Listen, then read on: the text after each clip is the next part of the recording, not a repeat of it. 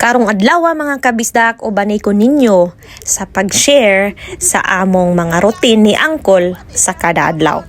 So before i-start ang day mga kabisdak, magkadol-kadol, magginitikanay, magkatawanay usami. And I have to do that every day. And he have to do that every day also. Kaya nakasanayan naman mo. Mga pilingon, no? Murag dili mga ireng o iro intawon usahay magbugno anay, ha? To the point nga maghilakanay. Kaya nasakitan na di ayang usag-usa. Charis, part na sa life, oy! Guys, dili gyud dali mintaw ning mag-content creator ka. No, ginusto mo man yan, kaya mag-camera ka, ikaw din ang gagawa ng content mo. So, sugdan natin ang adlaw natin guys sa pagmata. Mga ayo tagpasalamat sa Ginoo nga gitagaan pataglaing adlaw sa atong kinabuhi to experience the beauty of life. Thank you Lord Jesus for another day sa among life ni Uncle. So mga kabisdak, perting tugnawa ganing amuang kwarto. Nakita ninyo pila ka bukabol usa, duha, og ikatulo. Gasulot pa ko og baga nga pangkatulog gamedyas pagod pertira gyapong tugnawa mga kabistak. Bisan unsaon og kulitog nimo intawon ang volume sa among aircon pertira gyapong tugnaw. Unya og wala po kay aircon pertira gyapong inita. So mga kabisdak nangatulog mi diha sa salog with the extra bed. Kay kanang among bed, kanang frame naguba naman intawon kay giluksuan ni ante sa iyang kakiat. Tanawa nabali. O wa na may nangatulog diha so diri na lang mi sa silog. Nag-una na og bangon si Uncle sa kuha. Og nagkuha sa iyang mga gikinahanglan kay magluto. Kay gigutom sa pag-exercise intaon na ng kagabiyon. Charis. Charis. Kuyawan mo no. Gaunsa ng gabi. Natulog na unsa. Siyempre, pag matulog ta, kapuyon gudana kay atong energy. Nahurot man. Charis. So akong gi-check si Uncle kung unsa yang ginabuhat sa kusina. So kani nga harina guys nga yang gimasa is katuni siyang subla sa among gigama nga momo or dumplings. So para dili mausik kay usikan man gyud si Uncle, amo or iyahang gihimo og parata. So kani siya nga parata is usually mo nilang ginakaon diri kung dili katong kubos. Ang kubos magud is wala siya mantika. Kani siya parata is ginaprito gini siya guys in ani nga style.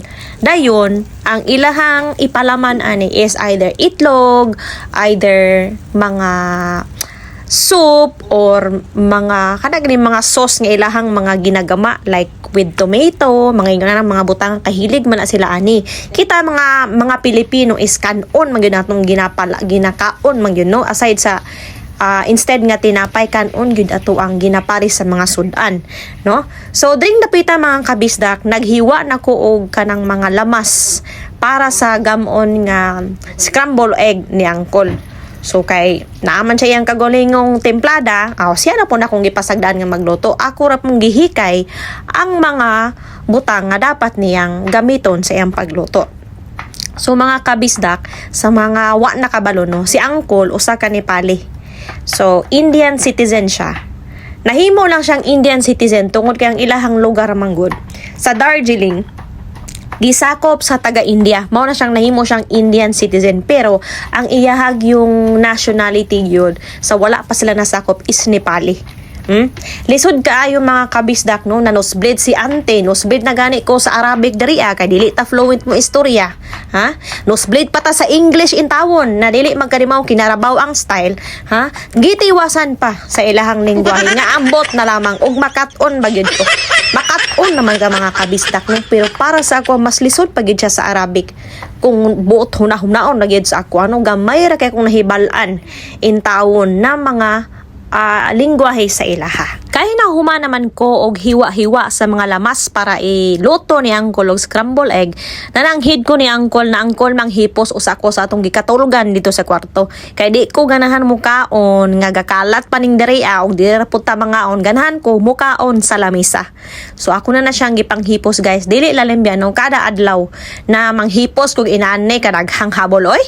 Dagko pa sa ako ang tao ni mga habola kontra sa ako kagamay na kong bayi ang habol dako pa sa ako Ginoo ko agwan tahon kay kung wala po kay ngani nga mga habol mga kabistak no katurpong mga nipis kay di gyud madala perting tugnawa ang tawo ng aircon ring dapita bisag pila nako katuig diri sa abroad nag aircon kada adlaw di gyapon maanad og perting tugnawa Kay nga naman, pobre raman in taon sa unang panahon mga kabisdak. Kinuog ko, wa mamintaw na anad, intaw na ning kabugnaw, na anad, ginta mig pay, o magka-electric pan, pero dili katong social, katrong ginasangat sa ceiling pan nga, tagpila rin taon sa top saan bottom sa unang panahon o sa unitop. Munang bisag unsaon gintawag adjust dari sa katugnaw sa ilahang aircon. Di gyapon maanad si ante. Kay kini ra gud intawong pobre ug ultimo ra gud intawon tang pagkatawo. Bisag gani mga kabisdak no kana akong gitrabahuan sa mall nga perti mingon tugnawa in taon ng mall no. Mag-jacket pa si ante in tawon katawuan ko sa akong mga kauban nga no mag-jacket inday nga wala man tay tugnaw diri nga sila manggod mga tao sa mga Arabic people nung tungod kay perting inita gyud in taong lugar aircon na gid taon ilahang kinabuhi diri ilahang kwarto perting tugnawa puno og aircon kay kung wala lagi aircon perti pong inita. Kining among kwarto mga kabistak is naami sa ikalima nga palapag or fifth floor.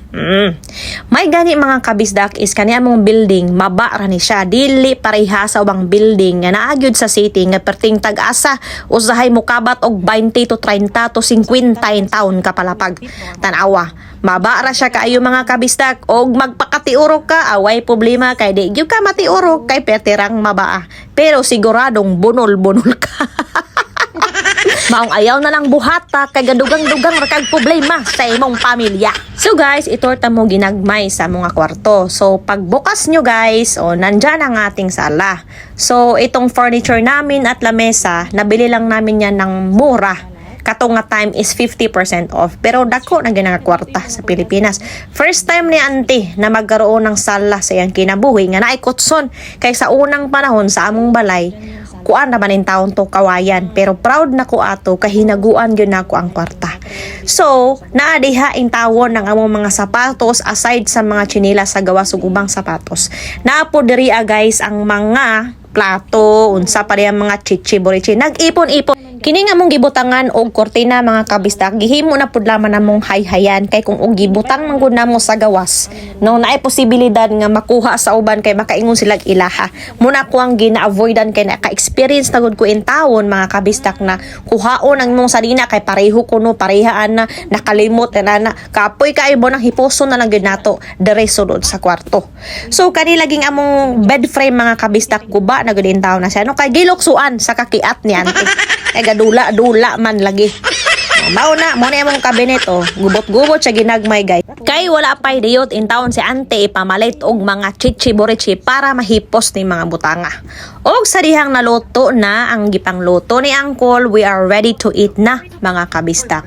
So inyo anime kada buntag or kada mudto whenever we wake up, kay kani maguntay mga kabistak is si Uncle ang iyang duty is 2:30 pa.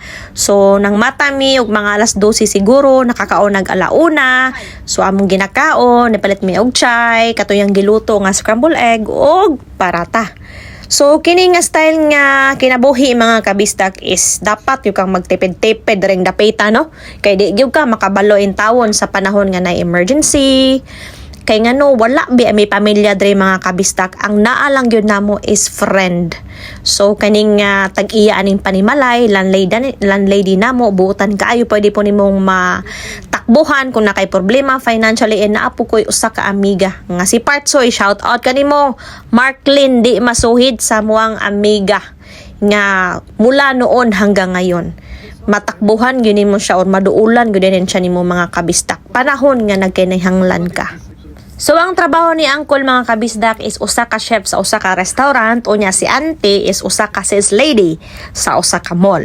So daghan kay gaingon no na nga hala dato na kay sikuan hala ana daghan na kay kwarta oy pag sure mo kay dili lalim daring dapita ka manarbaho ka nga wala kay pamilya panahon nga magkinaunsa ikaw ra gyud og ang imong kaugalingon ng imong maduulan ug wala nay lain pa.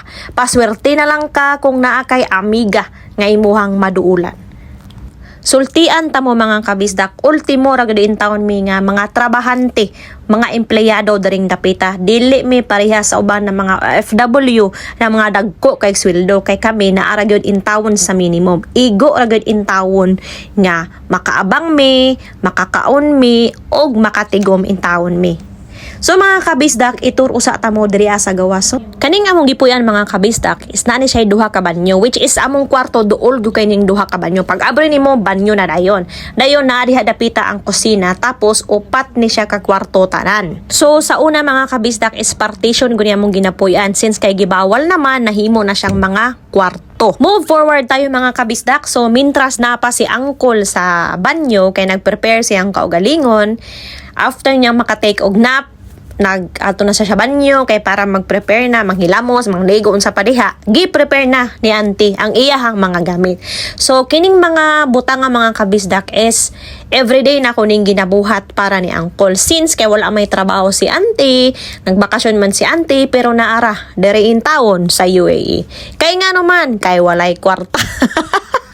Pito mga kabisdak na ay plano ang Ginoo ko nganong wala gid ko in taon nakauli. Aside sa nagamit ang kwarta na para ibakasyon nako, pero dili pa gyud siya igo, no? Una-una yung mga kabisdak na dili in taon sa tanang panahon dre sa abroad, daghan kag kwarta, dato ka na kay matigom, dili po, kasi may mga panghitabo or mga emergency na dili ka makahibalo nga magamit ang kwarta para anang butanga. So makompromise ang imong plano, pero kana siya nga plano nahitabo kay naay purpose ang Ginoo. So nalipay ra pud ko nga kung nawala man na dayon ang akong bakasyon, kay maudi ay ni ang mahitabo. So dili lang sa nako istorya diri kung unsay nahitabo, kay sa sunod na lang pod nga video. Kay nahuman naman in tawo nung pag-andam ni ante ang magamit ni Uncle, ready to go na si Uncle. So nagsapatos na si Uncle dirang dapita mga kabisdak, og atong ubanan si Uncle sa iyahang pagnaog sa silong para makita ninyo ang silong sa among nga ginaabangan. So syempre na nadiha ang goodbye kisses and everything, charis. Syempre pang pagana sa kinabuhi. So munaog na ta sa escalator. Nalivog na si Ante, oy. Story taglight mga kabisdak, nung first time na akong magtrabaho sa Kuwait ba, sa akong amo, nga di elevator ang balay. Wa na anad si Ante, navoyod. Navoyod, nagtuyog ang tanan. Kay mula pagkabata, buyoron na gyud si Ante. Bisag auto, bus man na diha, or barko, magsuka-suka si Ante. Karon kay naanad na, bisag mo kaon pa sulod sa bus ug sasakyanan, de na gyud magsuka-suka. Thank you Lord. So mga kabisdak, mao ni siya ang atubangan sa among nga building. Paggawas di mo mga kabisdak, napuno og building. Dog-all ra kayong imong mga silingan, mga building. Pero naa dira sa ilalom ang mga like bakala, mapalitan nimo na supermarket ug mga bisag unsa pa na mga cafeteria, laundry shop, salon, naara dihang mga dapita mga kabisdak. Munang inigawas nimo, boslot gyud ang imong bulsa. So mga kabisdak, that's all for today's video. Maraming salamat sa panonood.